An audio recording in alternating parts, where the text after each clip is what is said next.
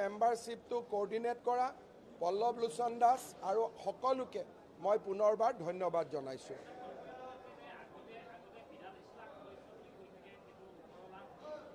Actually 42টা কাগজত ফৰ্মত manually এইবাৰ আমি মেনুৱেলটো ধৰা নাই।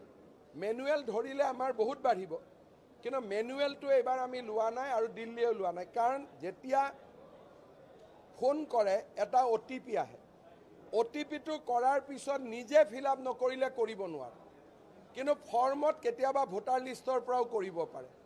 সেইকাৰণে এইবাৰ আমি অকল অনলাইন মেম্বাৰশ্বিপটো প্ৰথম কৰিব খুজিছোঁ। যোৱাবাৰ আমাৰ অনলাইন মেম্বাৰ আছিল 18 লাখ, অফলাইন মেম্বাৰ আছিলে বাকীখিনি।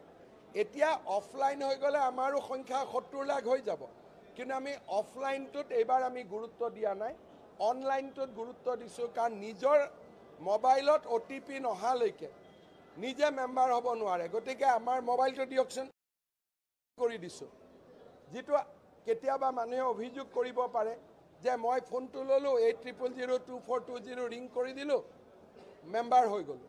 এতিয়া তেনেকৈ মেম্বাৰ হ'ব নোৱাৰে। মই ৰিং কৰিম, OTP আহিব, OTPটো দি মই পূৰা ফৰ্ম ফিল আপ কৰিব লাগিব, দেউতাৰ নাম মাৰ নাম চব লিখিব লাগিব, যিটো ডেটা তৃতীয় পক্ষই জানিব নোৱাৰিব। আৰু মোৰ ৰেফাৰেঞ্চ থাকিব যে মই কাৰ ৰেফাৰেঞ্চ কোডত মেম্বাৰ লৈছোঁ। সেইকাৰণে সম্পূৰ্ণ প্ৰক্ৰিয়া যোৱাবাৰ 18 লাখে পূৰণ কৰিছিল, এইবাৰ আমি সম্পূৰ্ণ প্ৰক্ৰিয়া পূৰণ 53 লাখ অতিক্ৰম কৰিছোঁ। চৰকাৰী চাকৰিয়ালে বিজেপিৰ সদস্য হ'ব নোৱাৰে, তেওঁলোকৰ পৰিয়ালে সদস্য হ'ব পাৰে। কাৰণ আমাৰ কোড অফ কণ্ডাক্টত লিখা আছে যে গভৰ্ণমেণ্ট ছাৰ্ভেণ্ট কোনো ৰাজনৈতিক দলৰ সদস্য হ'ব নোৱাৰে, কিন্তু তেওঁলোকৰ পৰিয়াল ল'ৰা ছোৱালী সদস্য হ'ব পাৰে।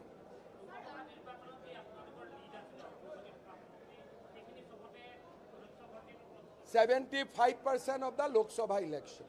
গতিকে আমি 60 লাখ পালে 75% of the total vote pole in the Lok Sabha election, সেইটোৱে কেলকুলেশ্যন। তাৰমানে ওপৰৰ পৰা কৈছে যে লোকসভাত আমি যিমান ভোট পাইছোঁ তাৰ 75% মেম্বাৰ কৰিব লাগিব, অনলাইন আৰু অফলাইন মিলি। লোকসভা নিৰ্বাচনত অসমত আমি যিমান ভোট পাইছোঁ তাৰ 75% হ'ল 60 লাখ। অফলাইন নোচোৱাকৈ আমি চেষ্টা কৰি আছোঁ যে অনলাইন দি যাব পাৰোঁ নেকি ইমান। গতিকে অনলাইনত নোৱাৰিলে তেতিয়া কিছু হয়তো অফলাইন হ'ব, কিন্তু আমি সকলোৱে ভাবোঁ যে 57 লাখ 56 লাখলৈকে আমি অনলাইন যাব পাৰিম। 95% টাৰ্গেট আমি অনলাইন ল'ব পাৰিম।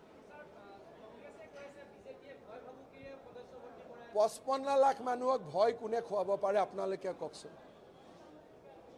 এজন দুজন মানুহক ভয় খুৱাব পাৰে, 55 লাখ মানুহক ভয় খুৱাবৰ কাৰণে সিটো ভাৰতত জন্ম ল'ব নোৱাৰিব, পৃথিৱীতো জন্ম ল'ব নোৱাৰিব, কোনোবা ছেকেণ্ড উপগ্ৰহত জন্ম ল'ব লাগিব। এজন দুজন মানুহক ভয় খুৱাব পাৰে, 55 লাখক কেনেকৈ ভয় খুৱাব? চাওক, আমাৰ যিটো ট্ৰেন্সপাৰেঞ্চি যে আপোনাৰ মোবাইলত OTP আহিব, আপুনি পূৰা কৰিব, আমাৰ ট্ৰেন্সপাৰেঞ্চিত আমি যিমান কৰিব পাৰিছোঁ এইটো আমাৰ কাৰণে এটা সফলতা। কংগ্ৰেছে আৰু ভালকৈ কৰক, আমাৰ শুভেচ্ছা আছে।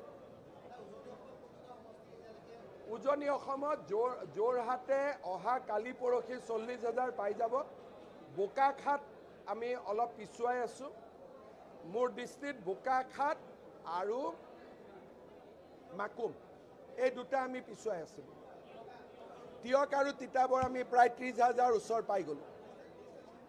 টিয়ক আৰু তিতাবৰ 30,000ৰ ওচৰ পালোঁ।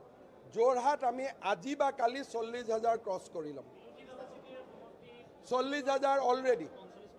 বিৰোধী দলপতিৰ সমষ্টিত 45,000, শিৱসাগৰত 40,000 আমি ইতিমধ্যে পাৰ কৰিলোঁ, আৰু সভাপতি আৰু মোৰ সমষ্টিত আমি পূৰা চেঞ্চুৰী মাৰি আছোঁ।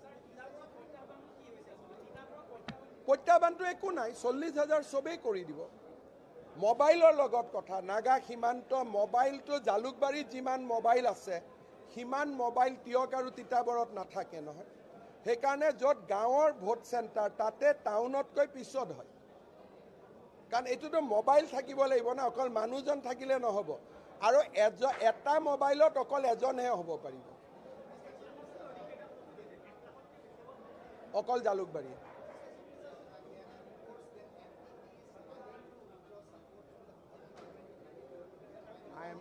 I am not able.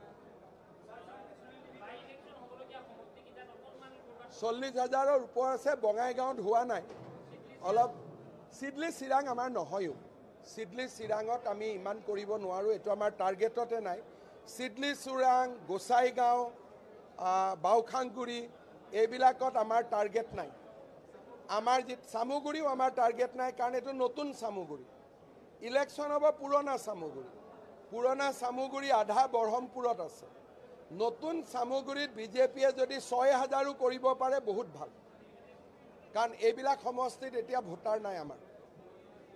গতিকে ইয়াত আৰু কি নেশ্যনেল টিভি বল